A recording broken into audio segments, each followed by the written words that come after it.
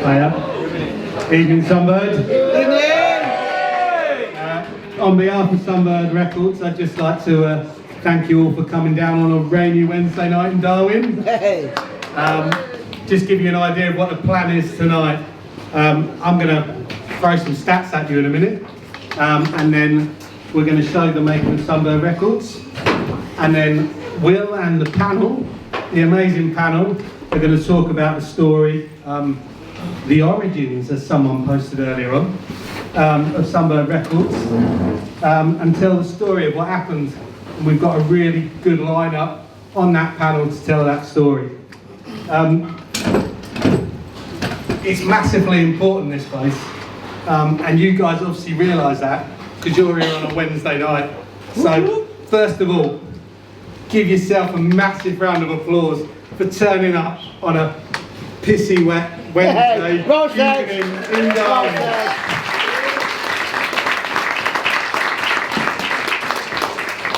So last year, the Music Venue Trust have told us that 126 music venues closed, grassroots music venues. That's a pretty damning figure. But thank you to Danny and Nathan. That figure is actually 125 because Sunbird Records reopened.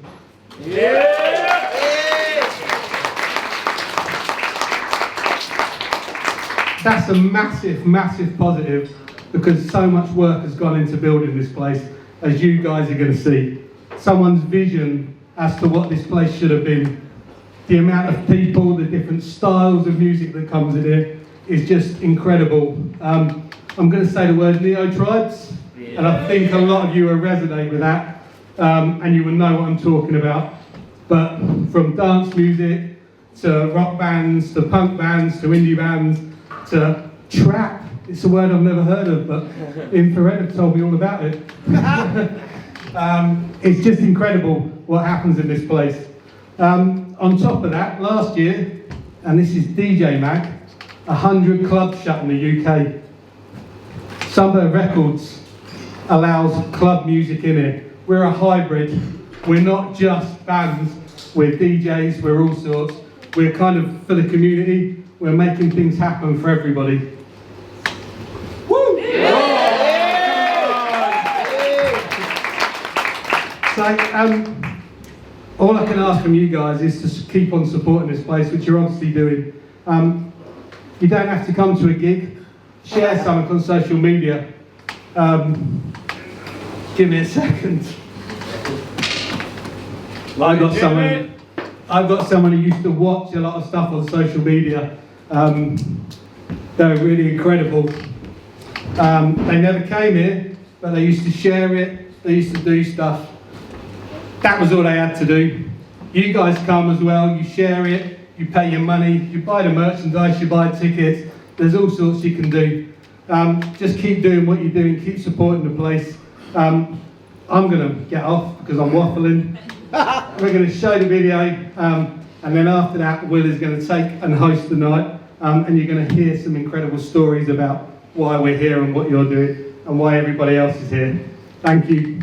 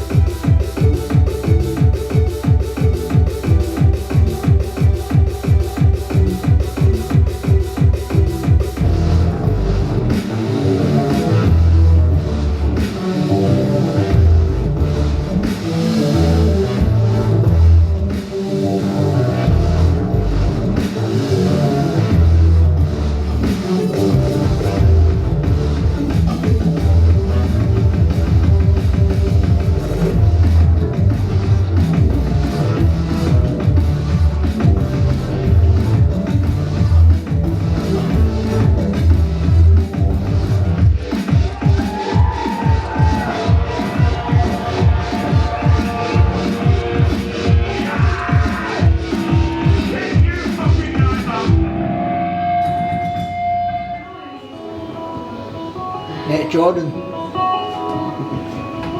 Where did I?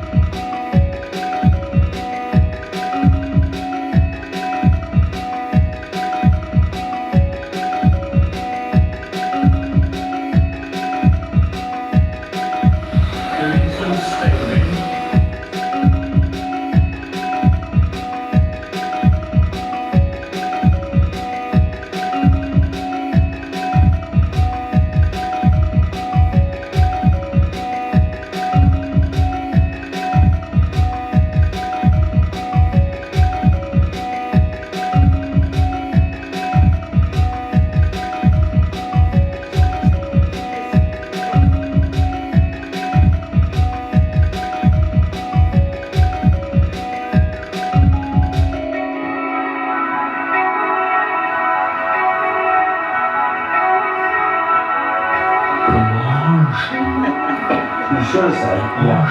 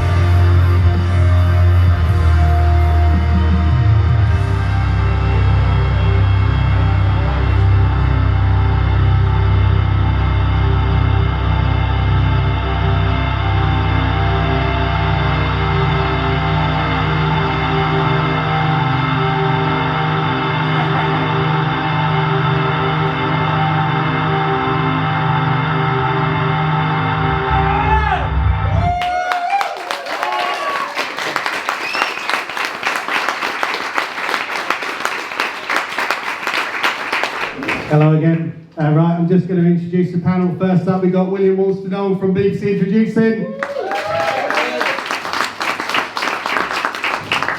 Next up, we've got Nathan Howard. Fashionably late.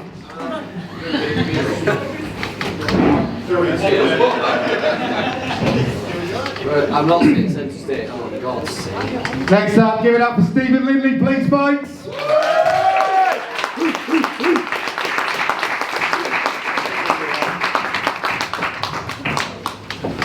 Liam Corrin.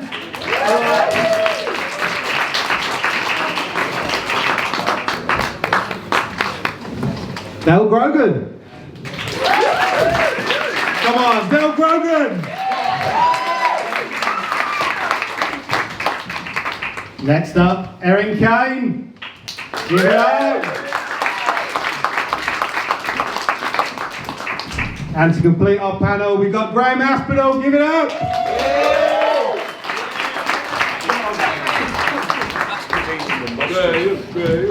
Hello and welcome to Sunbird Records. I'm William Woolston. You might know me if you've ever felt compelled to tune into BBC Radio Lancashire or BBC Radio Cumbria for some local and new music. In other words, I present the BBC Introducing in Lancashire and Cumbria programme. Tonight, as we've established, we're telling a very special story, the story of a music venue. While it's perhaps a cliche, it's obviously a lot more than a music venue. It's the people who turned this building into a venue, the bands that have turned up here and played to a full room, and the bands that have come here and played to absolutely no one, the people who've turned up and known every person in every band on stage, and the people who've turned up and not known a single soul in sight, the friendships made bonding over music, the pints that have been poured, the pints that have been spilled, the gear that's been lost, broken, scarred, the sticky floors, the ticket stubs, the inky blotches on the top of your hand, and those sheer euphoric moments when you simply don't want the song to end, but unfortunately it has to. You may know this story better than me, you may know absolutely none of it. Whoever you are and whatever you bring here, we're all here to go over the story of what it was to building this into what it is now, from the carcass of a bank to a house of music. So who are we going to hear from? Nathan Howard was there at the beginning. He helped build the original venue and is now a co-owner of Sunbird Records. Stephen Lindley set up Sunbird Records in its original form as a world music label back in 1999. The father of Jonathan, long-time manager of Sunbird Records. He's a long-standing figure in the Sunbird Records story. Liam Corrin helped build Sunbird Records in the beginning as well.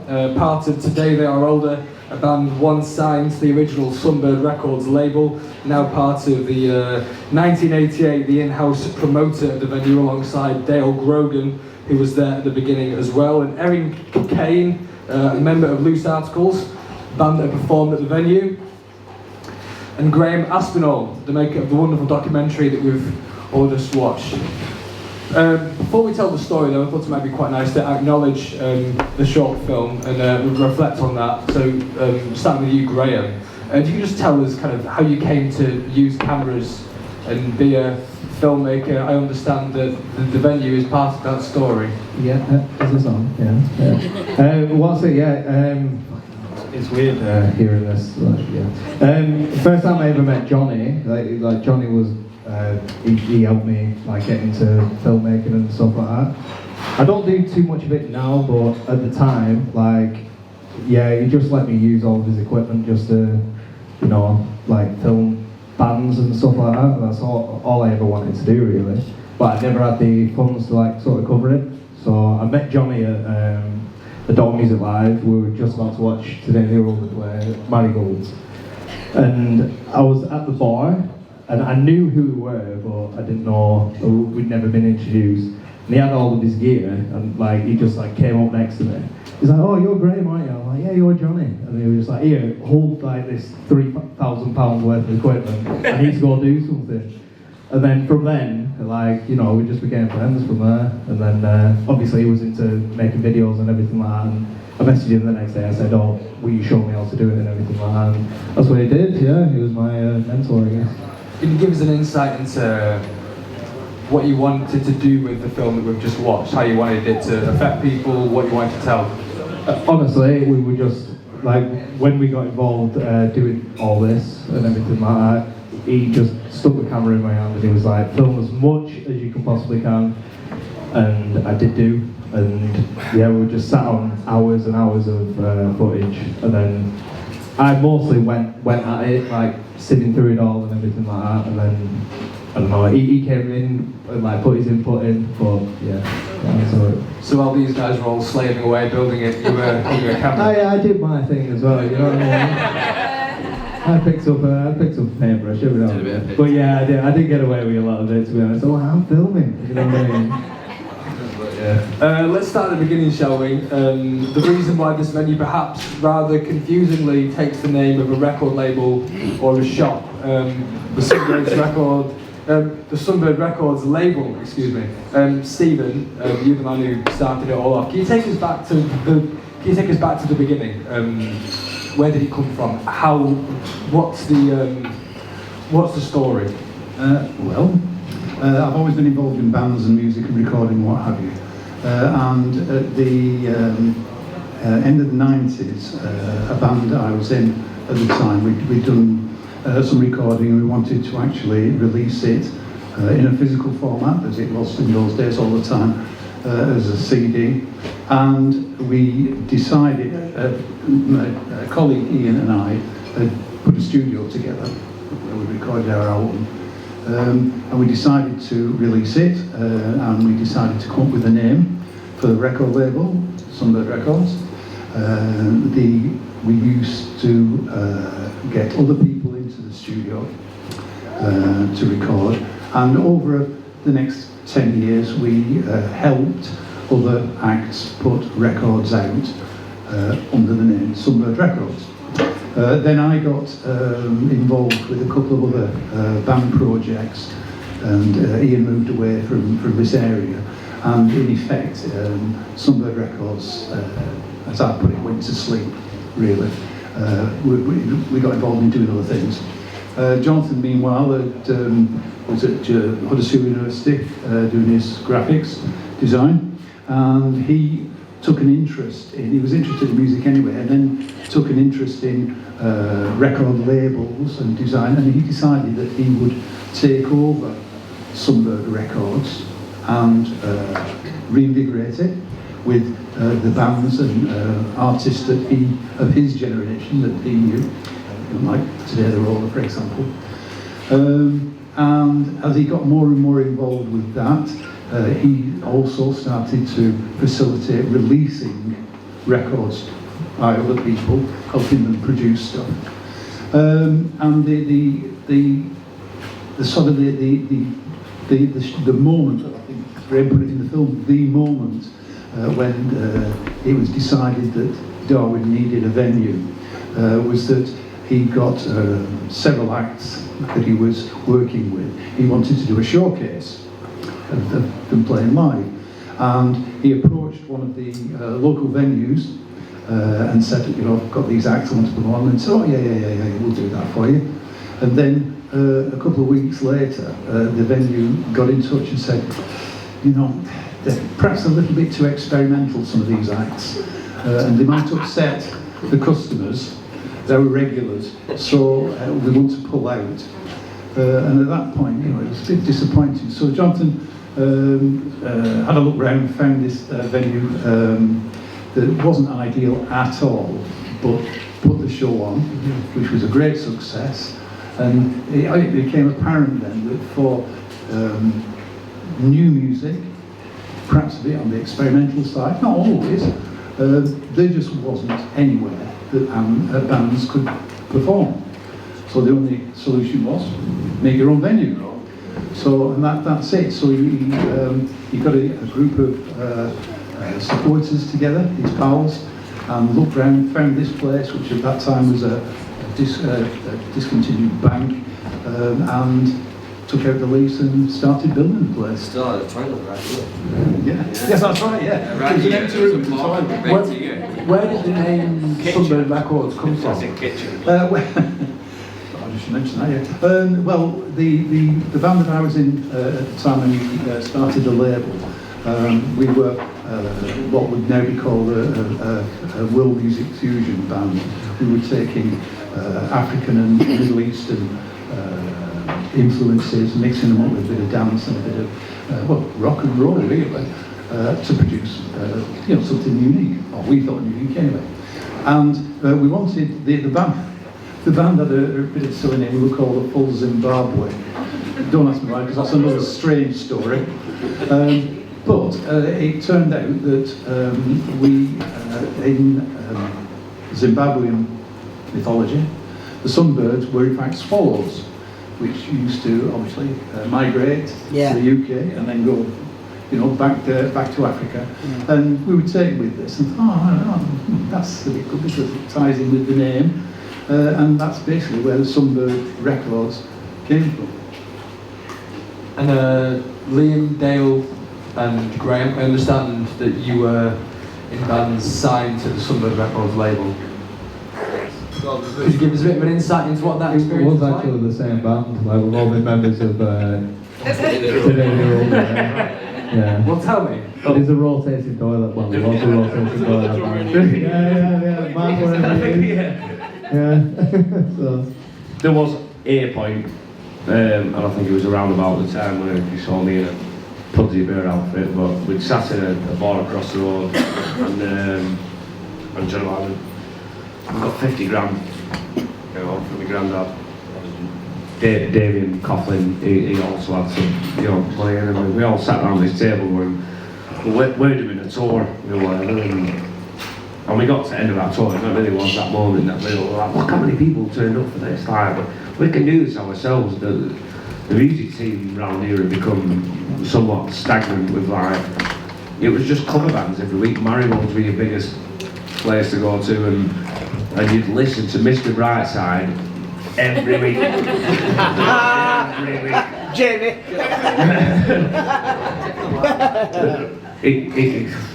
Yeah, and it really was just this retort to that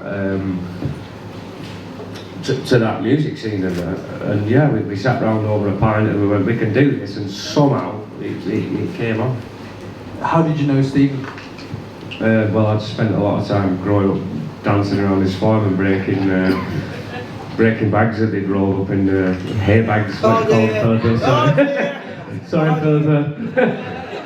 We weren't into music at that point. We just liked playing on a phone. But we were at school, and to be honest, I didn't anyway. I didn't speak to Jonathan for a long time between school and what became that pint. You did actually come up and do some demos in the studio, didn't you? The first ever acoustic album I ever recorded was in Zigzag Studios, which is Stephen Lilly's studio here.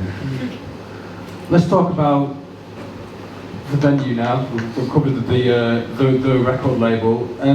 How did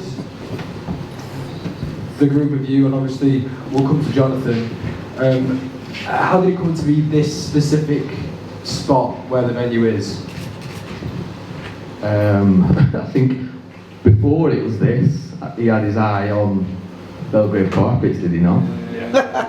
So, and that was, he drawn plans up for that, showed me and I think a few of us all that, and it was like, okay, at that time I was like, this guy's crazy. But then yeah, he got hold of this place. I can't remember how it all came about, to be fair. I just remember walking in through it and thinking, oh my god, what has he done? Because it was just like, somebody must have told Jonathan about this place, which was empty. It used to be a bank, so where the bar is now was in fact basically was the cashiers.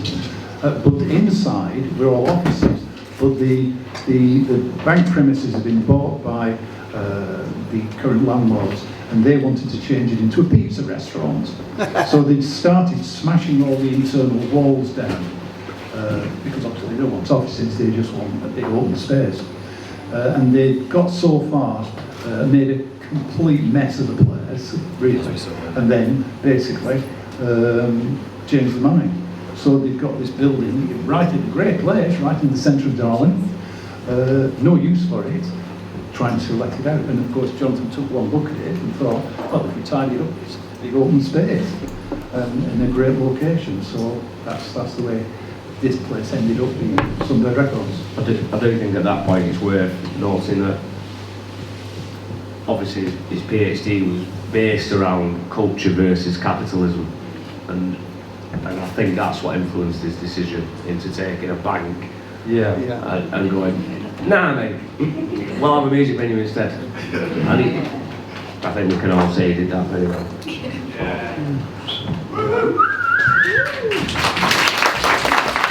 Right, Johnny, let's talk about Jonathan for a while.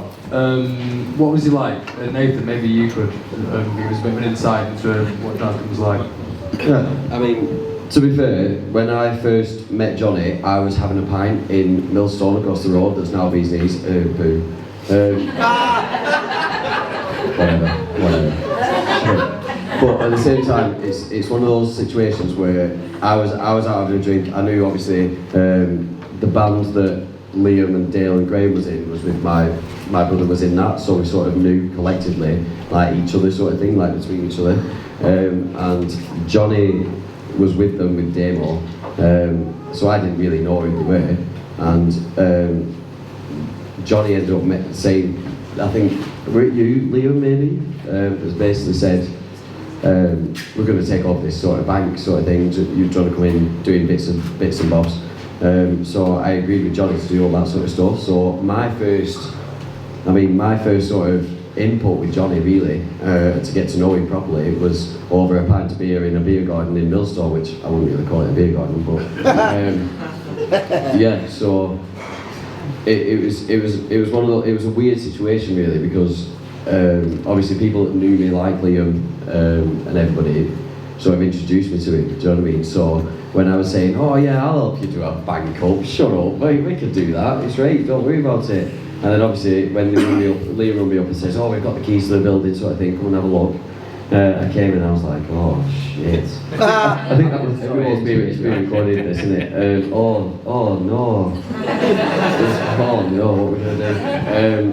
But at the same time, it's the way that Johnny sort of did everything, bless him, it was all very much sort of team effort, do you know what I mean? It was never, he never put anything across where it was just like, it's one person, this is how we want it to be. It was a collective where everybody could just have their own input here and there, you know, and sort of, you could never be like, it's not like anything was proven wrong in a sense with the way that Johnny approached things in the sort of, again, neo-tribalism sort of side of it, where everyone's a part of the same group, and everyone mucks in together to as a collective, bring it up and be what it needs to be. Do you know what I mean? So, yeah, Johnny was a legend, man. Like, you know, he's I think the legacy of everything that's going on has started and always will be there, you know. So, yeah, I forgot what I'm talking about now. Stephen, what made Jonathan so unique? Cracking, that's a question in 3/4. Well, whilst he was at Huddersfield uni doing his degree and masters and then eventually his PhD as well, he developed a view on design, which I'm not going to claim was unique, but it was very individual. And when he took the label over, he wanted to rebrand, and he used he wanted it to be. He used to say design-led, which is a strange thing for a music record label. But he wanted to encapsulate all the things that he was working on at the university, and then it. I've No to be, Stephen. Put it to your mouth, lad. Yeah, that's my mic technique. It's never been any good. He got a vision for the place. He got an idea for the place. But I think his strong point really was he was very good at motivating people Absolutely. without being oppressive. Yeah, basically. Yeah. And so this neo-tribalism aspect developed, and then when he started doing his PhD work, he based the PhD on, as Liam was saying, the design elements of things and the way that these neo-tribes or new groups of people working to a common end can flourish. And in effect, as the film shows, that's just what happened. He facilitated, he motivated without being pushy. And I think that was the main thing.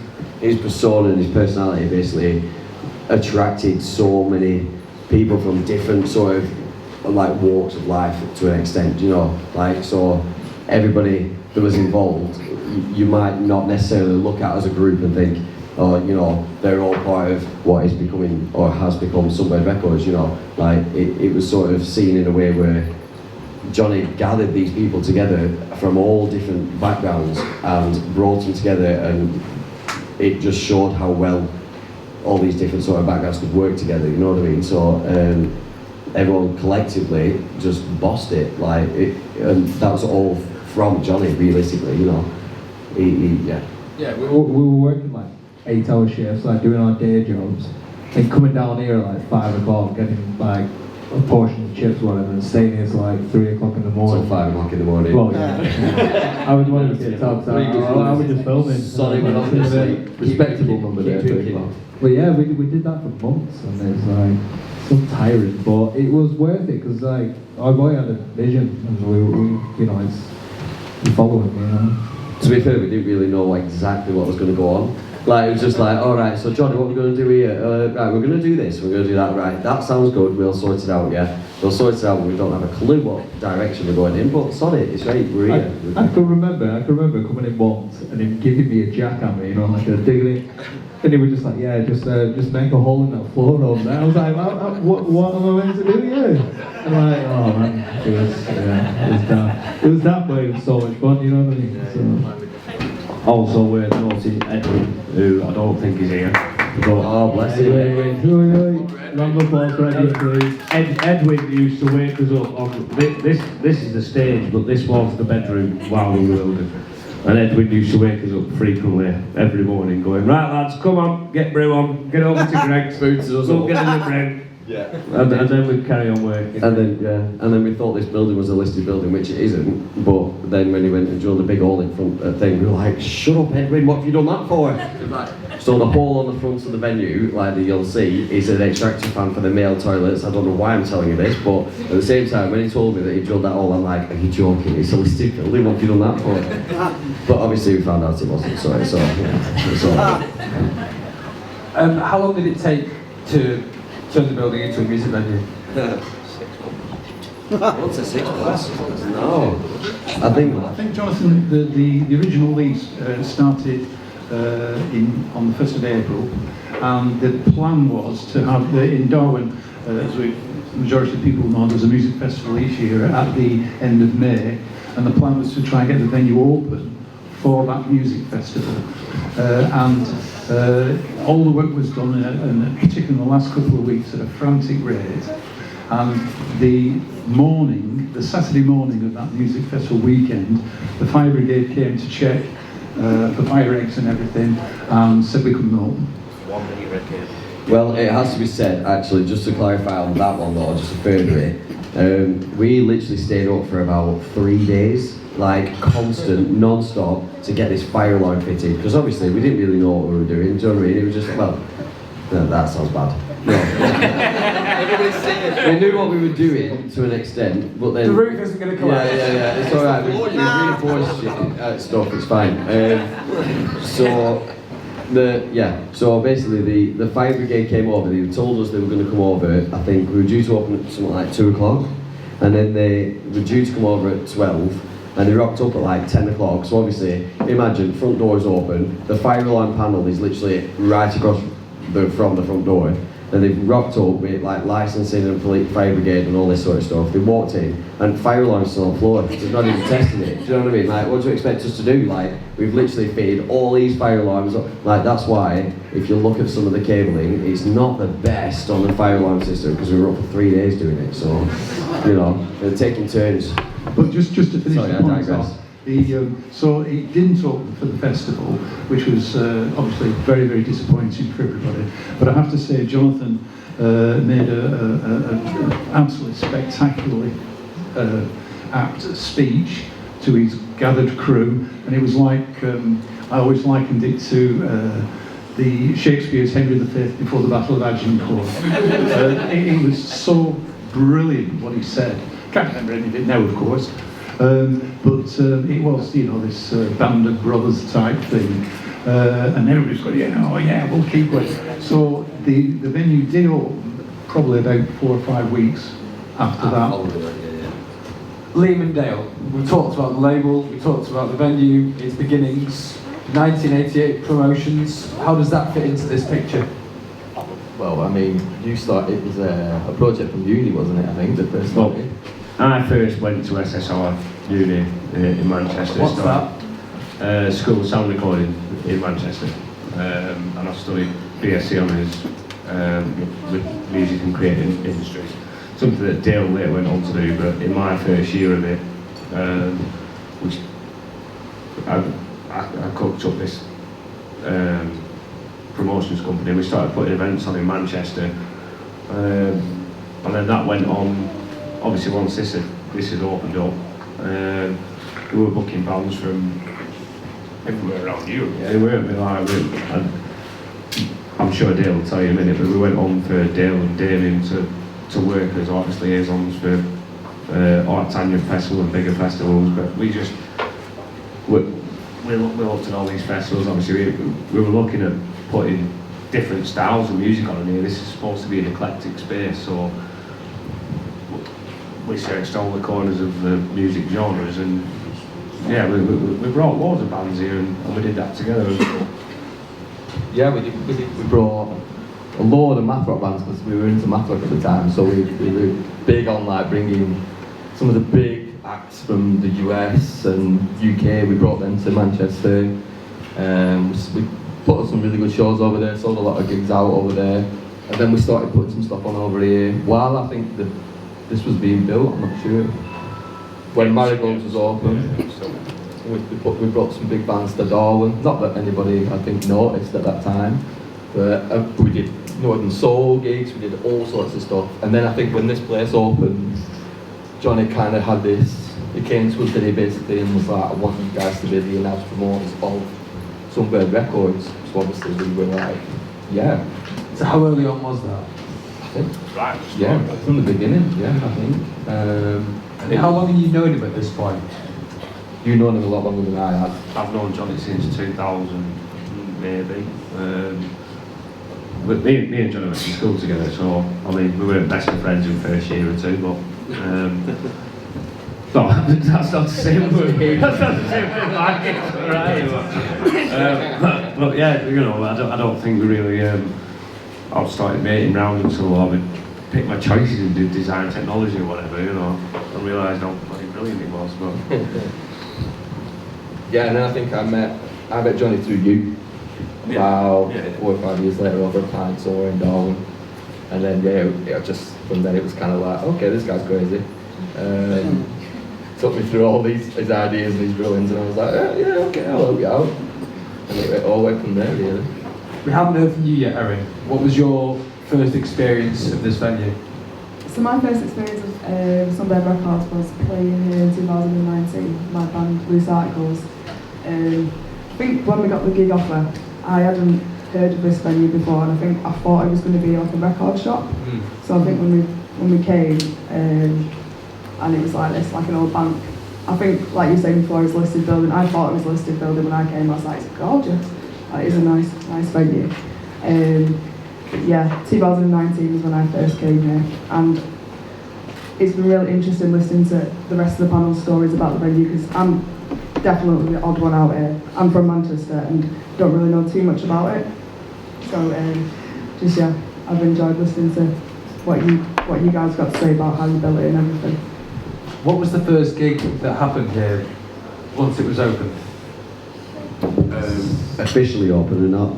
Because on that door, yeah, funny story. We did open on that. So on that Darwen live that we tried to open for it, when the decision had to be made to not open to the public because someone got injured or the emergency services couldn't come and sort something out, it create issues. So technically it was a private party to begin with. Right. So on that first Darwen live, we weren't allowed to open to the public unless someone signed their life away in case someone died or something. I don't really know. But at the same time, I think realistically that was the first epic situation, wasn't it? So the doors were shut, it was a private party for everyone that was involved, plus their families, their friends, because at the end of the day, it's a private premises with private, do you know what I mean? So, Other than that, Russell, you're in the room. Was it Sky Valley Mistress? It was that short It was Sky Valley Mistress, wasn't it? It was private dancing, was it not? The same weekend, not the same day. No, yeah. It wasn't, yeah. Yeah, that'd have been a weird lineup, bro. Can you imagine? 1988 we're in charge at this point. That was Eli. That was the day that it wasn't open. Oh, right. Eli played that night. I think we played that day in the dresses. Yeah. when you don't dress up as women, you're beautiful, by the way. He's got great I forgot about it, but the beautiful fucking makeup thing that you had going on. Yes, it is. RuPaul got the idea from Naughty, by the way. That was Stephen. But yeah, that was. I think the first night was a showcase, and Sky Valley headlined that showcase. Can't remember who was on there. Definitely was a band. Just a point that I think might be worth mentioning is that obviously the venue was called Sunbird Records. The part of the plan was to convert, and this did happen, the basement into a recording studio, and some of the tracks that were subsequently released on Sunbird Records that were recorded in the basement. Unfortunately, probably about 3 years ago, there were two fairly serious floods into the basement, and in effect the studio became unusable. And the plan was always to, at some point or other, redo that and get back in action, which could still happen. But that's why it stayed as Sunbird Records. And lots of people used to say, oh, is it a record shop? But that's why it was Sunbird Records. How often is it that someone turns up expecting to buy a record? Not so much anymore. Well, to be fair, nobody's actually done that. Really? As such, well, from since we took Early days, we had a little cabinet. It's been a long time since that happened. What, on the wall? Yeah, I've seen that. So you used to walk in going off like a record shop. Emma, what are you saying? Emma's one of the bar managers, by the way. Heads up for Emma. Give it up for Emma, give it up for Emma. She's leaving us soon. Boo. It'd be nice to talk about kind of favourite memories of the venue, favourite events that have happened. Could you all maybe offer a favourite gig? Yours is probably fairly obvious, Erin. Yeah, I guess when we came in 2019 and supported Fighting Britain. That was my favourite memory.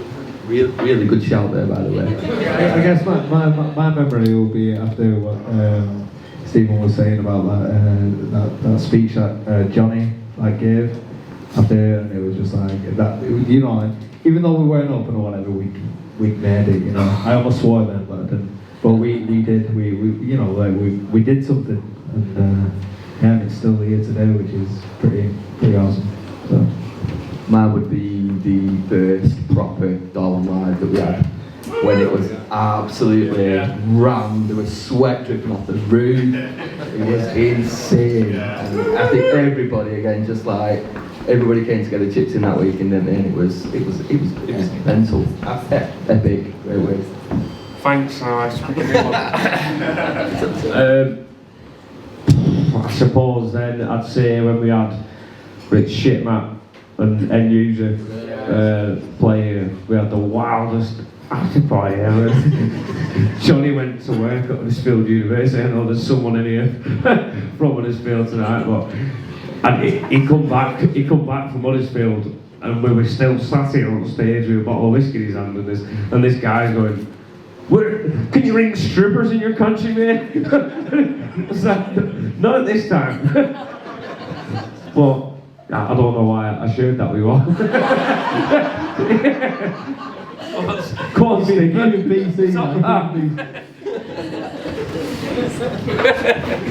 Jamie, will you get Liam a drink, please? Water, boy, that. I think, what you want? I'll tell you what it is, mate. He sucked his water and everything. You've got to dry mouth, lad. What about you, Stephen? I think the most impressive, well, there were two really. We came to one of the really banging techno nights when it first opened. I mean, there was a decent PA in here anyway, but then this crew brought their own, and so it's like a wall of speakers, and it was really fun because you could watch the glasses. Yeah, that was Drop Jaw audio. Yeah, that was it, Drop Jaw. Imagine having a bar full of, with shelves on it full of glasses. Oh, yeah. Hell, like that rumbles that much. We smashed You know, we were laughing about it was the trouser flapping bass. I've never heard anything so banging, but it was real spectacular. And the other one was today the Roller did a gig after Liam had left them. But then he came back for this one event, so they had two vocalists, and that was pretty spectacular as well. I wish I'd have picked that one. What about you, Nathan? I'm not going to lie, what was the question? Favourite gig at the venue? Sorry? Favourite gig at the venue? What, through the whole history of the venue? Well, we'll say between the until 2022, let's say. Well, to be fair, I mean, after we faced the slog of opening it, I think I just enjoyed every single minute of the full crowd of people that were coming through the door, do you know what I mean? So everyone that was involved, all the family and the friends that were coming through, you know, just to see so many friendly faces and everyone just mucking in together, I think every time you was in here it felt holy, it felt like you were a part of something, it felt like a family, do you know what I mean? So realistically, I wouldn't be able to name just one, only because, to be fair, I've slept since then. But at the same time, that's what I remember. I just remember everyone being together as a collective and like rocking it, you know what I mean, and making the most of everything that was going on. Jamie obviously shared some statistics at the start of tonight about how much independent venues can struggle to stay alive and to keep going. How has this venue managed to kind of struggle through all of that, through its history, and attract artists to play here against the pull of Liverpool and Manchester? Right, go on, I'll go. The great difficulty, I guess, is the answer to that one. Like, when we were first, you know, when Nathan and Danny first took back over this and we were thinking about how the events were going to go, but it is, you've got to think deeper into it now with people going to make the trail on Silent Bar, because it's hard. Like, you can't compete with stuff that's going on that's that massive in cities, but at the same time I'd like to wager, you know, that you can, because we've got Sunbird records, and it's been hard, but we're hearing the term sold out more often now, you know, and it's coming back, in my opinion, to where it was in the first place, to grassroots and to self-pen music, and to no matter what variation that sounds like there are people coming back every week and watching it. Like, I don't know if that answers your question at all. I think we've got to touch on brands like Independent Venue Week, Music Venue Trust as well. They're bringing a lot of attention to venues, independent venues like Sunbird Records. So they're putting us on the map, and that means that bands who are emerging, coming through the ranks, coming up from the south or down from the north, and they're looking for places to stop. This is an ideal place between so many cities. That, yeah, it's a really good stop off. So, and I think over time, you know, the work that Jamie's doing, which everyone needs to clap, by the way. Go on, Jamie. the work that he's doing, the shift that he's putting in, that's grabbing a lot of awareness as well. So it's only going to grow, you know. You've played gigs there all over the country. Are you kind of aware of that dichotomy of big city venues versus not big city venues and how they have different experiences of staying open? Yeah, definitely. I find cities in more like regional towns, venues in more regional towns struggle more to stay open, as the statistics from Independent Venue Week would say. But like your local venue, your local area is so important to everyone in the area locally, but also to bands from different cities. Like this might have been like our first like out of town gig we did when we first started out as a band. So places like this are important to bands from other cities and DJs or whatever. They're important locally and nationally, and that's why, you know, it should be supported, and it's great that Independent Venue Week are recognising this venue because it is a great place. Can one of you talk us through what happened in January 2022? We've obviously talked about the label, the establishment of the venue, how things are going in its early years, but then things changed. Can one of you talk us through that story?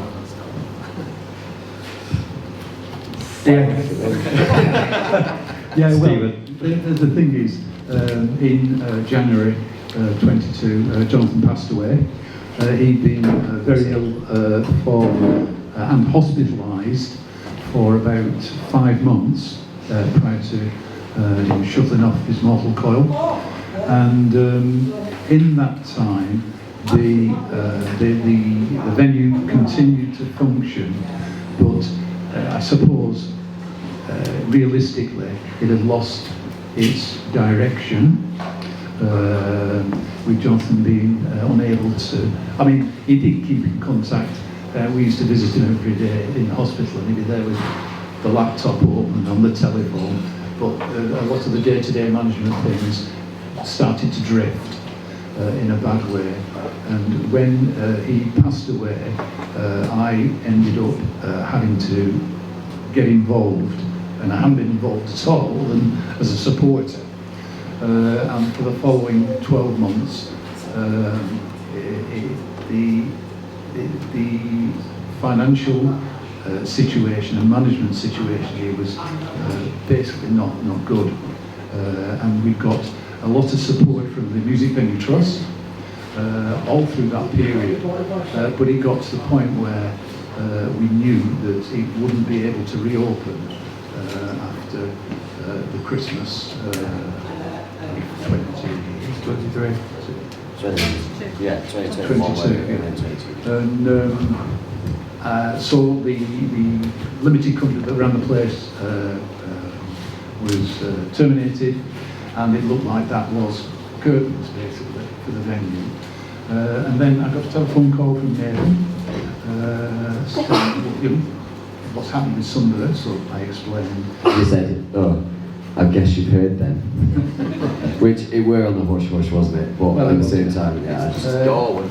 Darwen, unfortunately. And Nathan and Danny showed an interest in wanting to have a go at relaunching. So it took a little bit of organising one way or another, but after a 3-month gap, 1st of April, Sunbird reopened. Yeah. But now with different management, more hands-on management, and they've gone back to the original. I would say the plan seems to go back to the original ethos that Jonathan had fostered to do with bands and the general concept of everything. Yeah, and it seems to be working all right, I'm glad to say. Does everybody else think that it seems to be working all right? Well,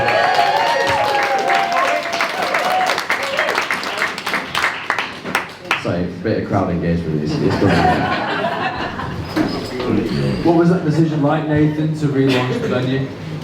Sorry? What was that decision like to relaunch the venue? I mean, the thing is, right, so I don't want to go into too much about that sort of side of it, but like at the same time, like, we came into it where my business partner Danny has his own. Give a shout out for Danny. Come on. You can put your hands up and like pump your fist if you want. Yeah, that's it. So he has his own event sort of company where he hires out a lot of different stuff. Long story short, I'm going to waffle on for ages otherwise. So we came in to come and originally have a look at all the systems, sort of basically buy it. Well, for Danny to buy it.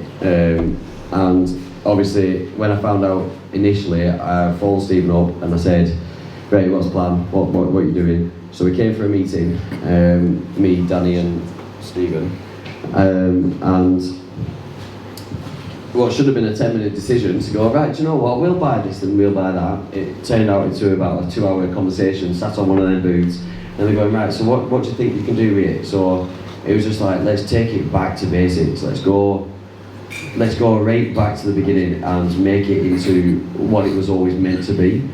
Because I think just before we took over, before the whole sort of collapse of it sort of thing towards the end of 22,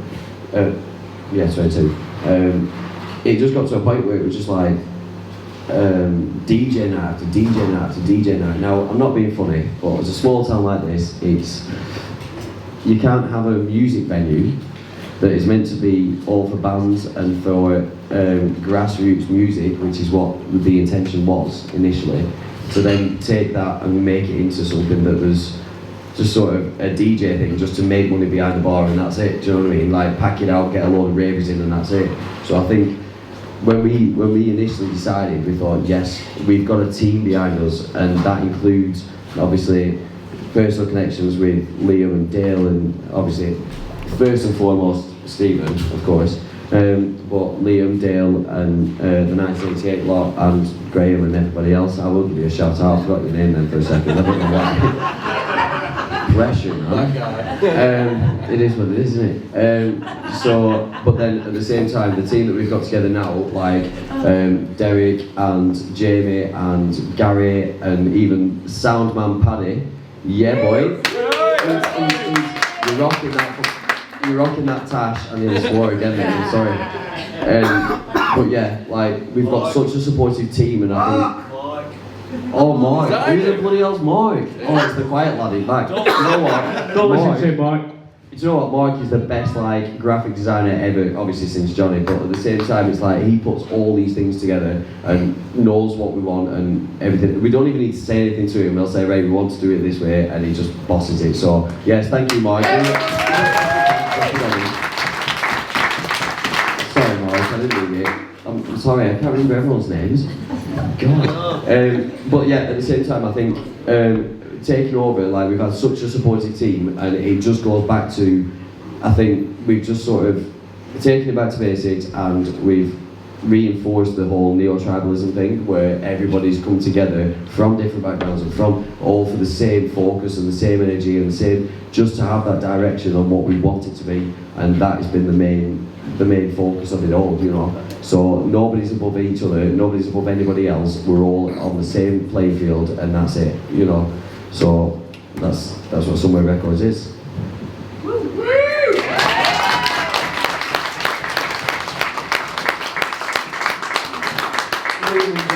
What's been your experience of this new era of Sunbird Records? Arguably more successful, I think, than it has been in the past 8 years now? I think this year has probably been the most successful year. I think it's fair to say that in its early years, well, after you know the documentary that you watched, we all treated this place like it was our place, you know, and it was very hard for us all to let it go once we opened the doors. And for a long time, you know, like, the place just ticked over. I'm sure Jonathan would tell you if he were here. It was just ticking over, you know, like, but at the same time, now, like, we're hearing the term sold out a hell of a lot over these last few weeks, and we're in January. I think that's a good thing. you know, this weekend's sold out, and it's been a ride, but personally last year I just don't think the venue was running the right way. Like, I don't want to down talk anybody, but like, I think turning the venue into a one style kind of music venue, it was just a bounce venue like last year, that's all it was, and that was to its detriment in my opinion, and thankfully the will was all like turn it around, and this year we're back in a new place, and it's where it should be right now. Like, there's an eclectic range of music going on. There's all you lot here on a Wednesday night. Like, I think we're in the right place. Shout out to everyone here, by the way, thank you. And I have to say, special thanks to Stephen, because I have to say, with that meeting that we did have, it did have a couple of offers from different avenues, didn't you? And I think you trusted us, knowing exactly what we were going to do and keep it going the way that it was meant to be. Well, the thing is that the interest that had been shown by other parties would not have kept this place anything like it is. They're ripped to shreds. Yeah. So there's no way it was going to happen like that. Thanks for that. Nice one, man.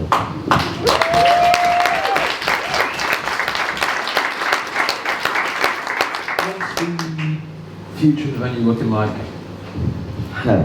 Well, that's a very broad sort of question, isn't it? Does anyone else want to input? But I mean, the thing is, it's in the theory. What? Shut up. Start again. Right, ask the question again. What does the future of the venue look like? So I think the main focus is just to keep it going as what it is.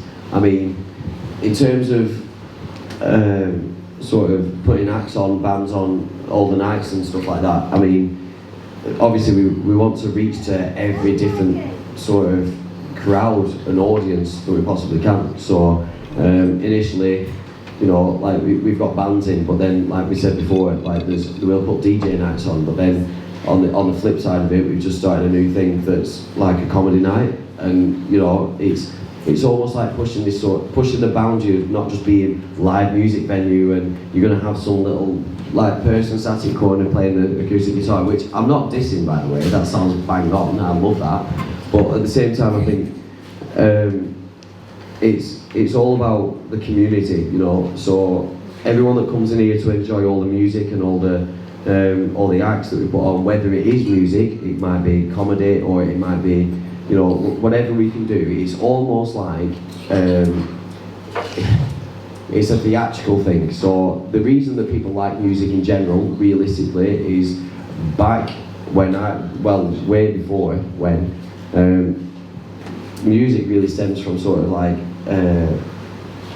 theatre sort of side of things, where it weren't spoken word, it was sort of like all music, theatrics.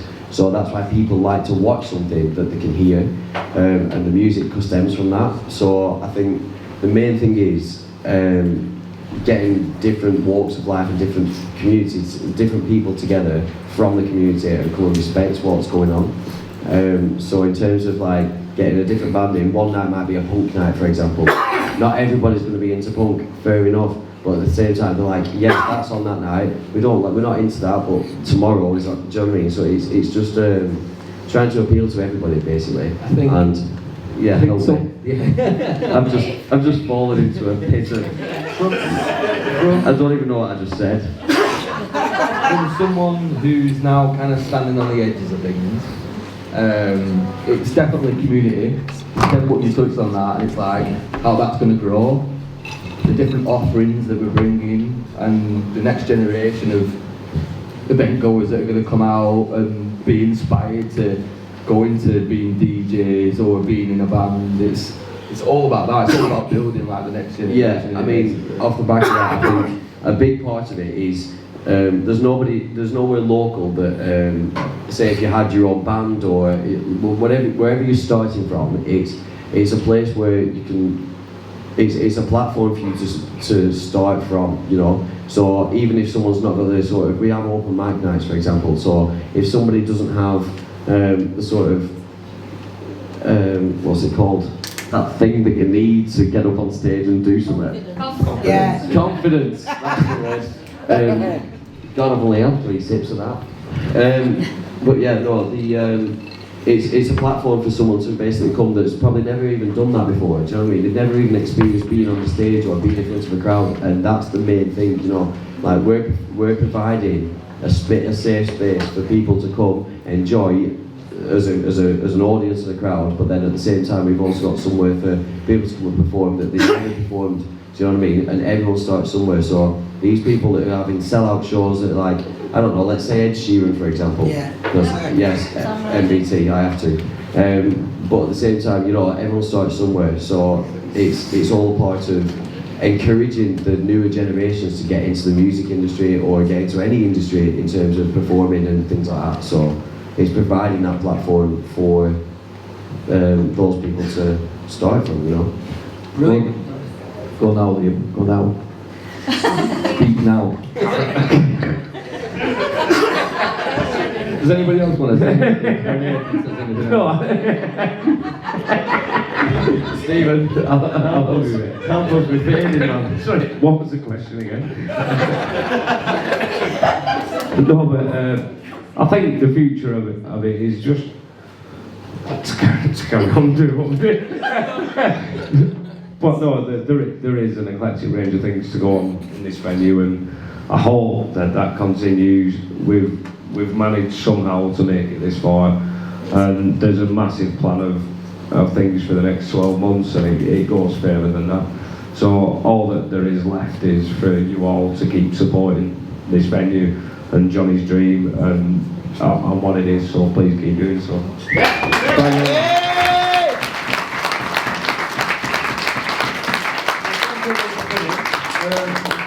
To our lovely panellists. We're going to have some live music very soon. Is that right, Jamie? Do you not think we should open the floor to anybody that might have any questions for us?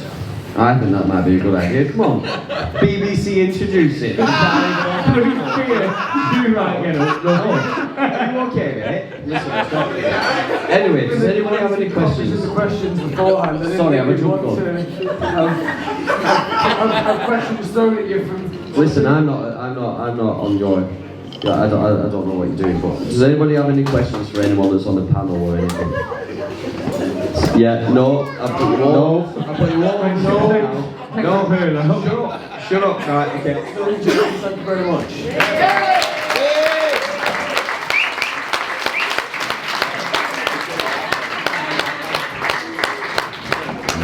Ladies and gents, we just give it up for the panel individually, please. Our host, William Wilson-Holmes. Nathan Howard. Who's that? Nathan Howard. Stephen Lindley. Stephen Lindley. Liam Corrin.